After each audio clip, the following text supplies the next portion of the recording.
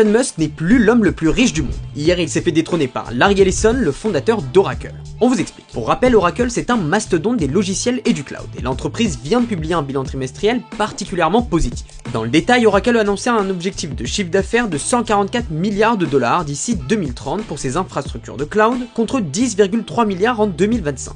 Et les investisseurs ont adoré. L'action a pris plus de 40% en bourse et sa valorisation a augmenté de 250 milliards de dollars pour un total de plus de 950 milliards. Résultat, c'est le jackpot pour Larry Ellison qui possède plus de 40% des parts de sa société et dont la fortune a augmenté de 101 milliards de dollars hier, soit la plus forte hausse journalière jamais enregistrée par le Bloomberg Billionaire Index, l'indice qui suit l'évolution des fortunes des plus grands milliardaires presque en temps réel. Mais comment en est-il arrivé là? L'homme de 81 ans, qu'on surnomme le bad boy de la tech, a fondé Oracle dont il est toujours président. Plus tard, l'entreprise entre en bourse mais se fait éclipser dès le lendemain par l'arrivée sur les marchés de Microsoft avec à sa tête Bill Gates, qui a lui-même longtemps été l'homme le plus riche du monde.